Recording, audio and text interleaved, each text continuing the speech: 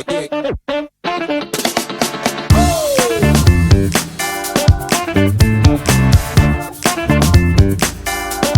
and welcome to PEP Talk. We've got another special edition for you today. This is yet another interview that Salah did back in the days of COVID. And this is with a very special individual, amātuainu Pesetā Lama Tone. He is a professor of architecture at the University of Auckland and also former Manu Samoa player. Just as our previous interview with Professor Georgie, this is a great interview that is evergreen. The principles and the story that you'll hear will be able to improve and help you get where you're going with your purpose-empowered journey. So, please enjoy the entrepreneurial and academic journey of Professor Lama Tone. My special guest today hails from the villages of Pu'apu'a in Sava'i and Lufi and Whasito'ota in Upolu, Samoa. He was born in Auckland, New Zealand.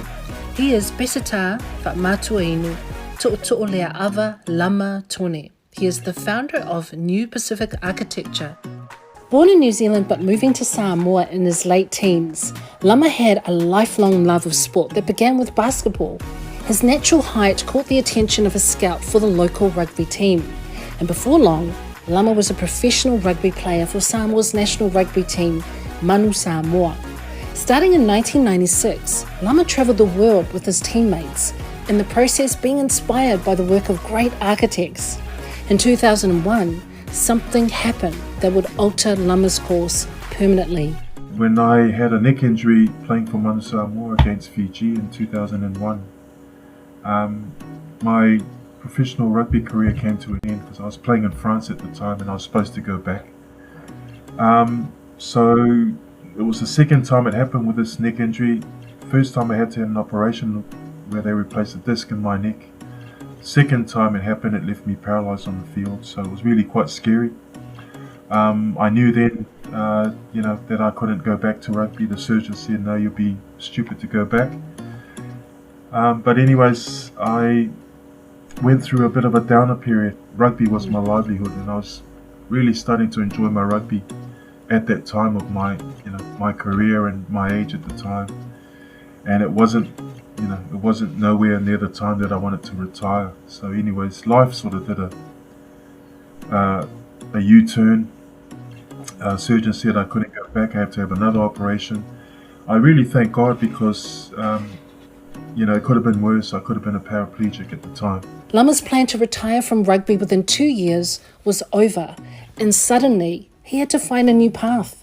Lama remembered how inspired he was by architecture and began studying as an adult student at Auckland University School of Architecture. But so the first year was really quite a bit of a struggle for me because I haven't been to school, or I haven't, been in that frame of mind of being at school, so writing essays and, sitting in class. These were some of the challenges I had in that first year. But I, being a mature student also, I was a lot wiser. So obviously if there was a problem, you'd go and fix the problem. You didn't just leave it or sweep it underneath the carpet. So I learned how to write essays again, and try and adapt into that university or school life. The thing that really, really kept me interested and kept the fire going in my gut was architecture. And I knew I found something quite special about this degree because it left me thinking about it 24/7. I thought about it all the time. It was something I've never encountered before because you were really made to think outside the box in terms of your ideas or your approaches or your philosophies and into the exercises that they had for you. So you were really made to really think outside that box. And that kept me going too. I did miss rugby, but I didn't miss it as much as I thought I was going to miss it. So thank architecture for that, or a passion that I found within architecture because I didn't really miss it. As the only Pacific student in his architecture class, Lama was confronted by questions of his Pacific identity and how he would express it. So that first year really was a year that I kind of had to find myself. I really started asking myself who I was. And culture was one thing that really sparked in my mind about, who I was culturally. And I was really interested in these ideas, thinking outside the box, but also trying to use cultural ideas to think outside the box, about, who I was. And so these became my approaches or my design philosophies for the whole 5-6 years that I was at uni. And I think fair to say also that uni wasn't at the time or the place, university wasn't at the time where they were actually listen to these ideas. It kind of went in one ear and out the other. But that even burned more fire in me to actually write or pursue a postgrad and write a thesis about it. And my thesis that I did in my master's degree was designing with specific concepts. This is a follow-on from me, the previous 5 years trying to get through with my undergrad using these specific ideas. Our ancestors thought outside the box too, didn't they?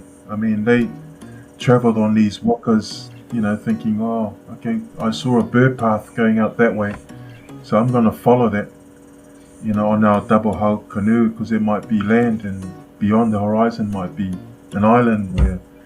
So, that the navigation started a long time ago in the Moana. 21st century, we're still navigating on land, through our careers and through our social, social life, so we've been navigators for a very long time, and we will still continue to be navigators, and successful navigation too. So whatever storm that is in front of us, please note that we weathered some of that storm and we got through it. So so you can do the same, and I can do the same, and it's in our blood to always make it work. Lama graduated with 2 bachelor's and a master's degree with first-class honours, applying for over 100 jobs, but not finding any in the global financial crisis. Lama launched his own company, New Pacific Architecture, in 2008. Lama has retained the connection with the University of Auckland and is now a professional teaching fellow guest lecturer. Throughout his studies and career, Lama has drawn on key skills and characteristics that he first learnt in rugby. You can't go past hardworking and discipline. I mean, I'm not saying that I'm great and all that sort of stuff. No, I was really this close to getting dropped in that first Manu Samoa tour because I wasn't fit enough. And hard lessons learned. The following tour, I came back even a lot more fitter than I was, and the coach and others saying, look, you were that close to getting dropped because you failed the beat test miserably, and you had Peter Fats beating you and that and all that sort of stuff, and I took that quite personally, and I had to, because that's the sort of person I am. And I took it personally, and I thought, look, okay, come the next tour, if I'm lucky enough to get selected, I'm gonna do really well in this beat test. And that happened. That's what happened. So, hard work, discipline, teamwork as well, working in a teamwork environments, and also, the lesson learned for me too was your identity, finding out who you are as a person and your culture. I thought that was really quite important, and I think a key lesson as well.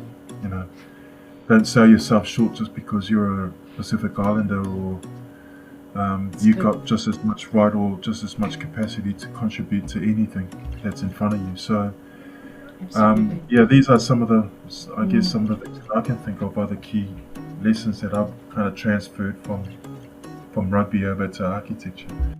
What was the biggest challenge in adapting to the academic and then the business world?